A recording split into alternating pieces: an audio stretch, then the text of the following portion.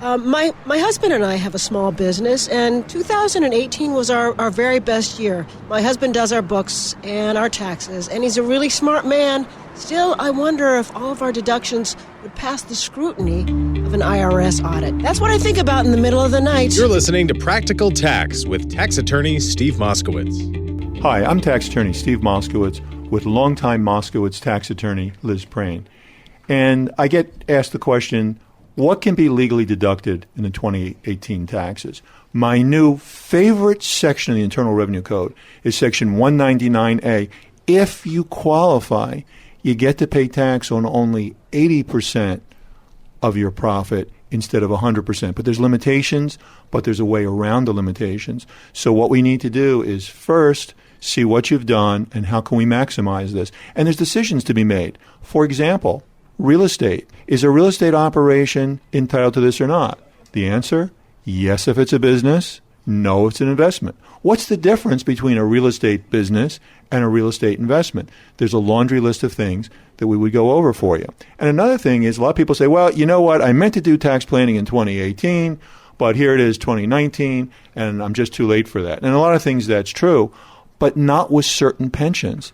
There are certain pensions that you can open up in 2019 and still deduct them for 2018, which is a very nice deduction. And there's a lot of other things too. Basically, what happens is when you come in with a tax attorney, you're not a cookie cutter.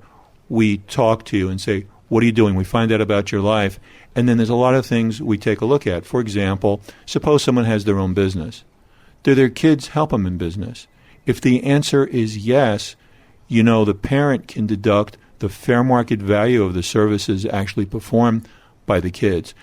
So many people overlook that. So the bottom line is we don't just say, give me your papers. We talk to you first, and we learn about your life, your business, and then we say, well, you know, since you're doing that, you might want to consider this and this. And we start off with talking, and then we do the number crunching. And I think here in California, I think taxpayers are going to be, we're due for a wake-up call. You know, if you're an employee making over X amount, you probably didn't have enough withholdings withheld for 2018. You're probably going to have a tax bill. There's payment plans, things like that you can do. I'm happy to tell you over the phone how to do that. The number one tip I can give you is if you're an employee, get your W-4 adjusted right away so that you don't have this problem next year. Because the biggest problem I see in a lot of cases that really shouldn't have ever went that way, which is it just happened one year and then it kind of snowballed. The other thing is, maybe it's time to get a little more aggressive on your tax planning. Snowballs is something we see here all the time in California. It happens all the time. Somebody does something in year one and they're not quite sure about it, or they don't do something like not file a return, and then year two comes along and they say, well, how can they file year two? They didn't file year one, or they owed money from year one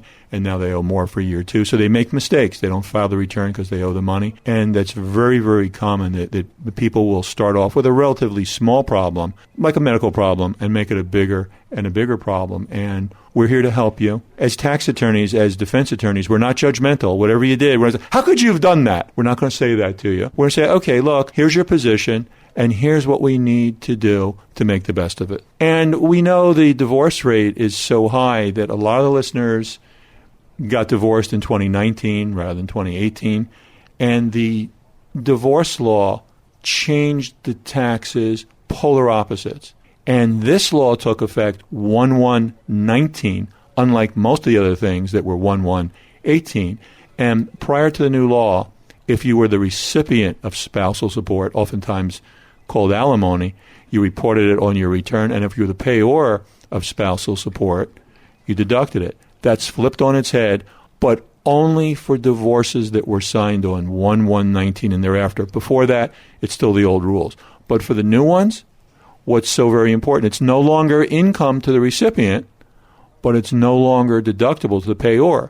So if you're in the process of a divorce and you're going to be either a payee or a payor of spousal support, this tax will vastly change what you're going to receive and keep or pay, and that's something it's so important to factor that in to the divorce proceedings. What's the right number? Bottom line is that's why it's so very important to do these calculations before you sign on the dotted line. One of the things we do as tax attorneys is give you our opinions on things. And what that means is oftentimes the taxpayer will say, what would happen if I did X? and we'll tell you so you can plan, because sometimes you want to do X just a little differently than you thought. It can make a huge result. And what you never want to hear from whomever does your taxes, whether it's us or somebody else, too bad you did it that way.